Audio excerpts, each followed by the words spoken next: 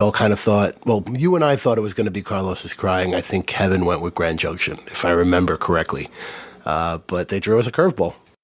Yeah, we got something called Understudies, and so I think you said I agree with you. You said you listened to it 1,000 times. I've listened to it 1,000 times. What's your initial thoughts on this song, Gasper? I mean, I love it. I love it in a different way than I love the other songs. Off the bat, I got very early Stay Positive vibes, not musically but lyrically. The talk about the actor and the gaffer and like that very technical performance stuff, you see that all over Stay Positive. And the funk feel. Like, can we talk about the funk feel for a second? Like, that's new to us.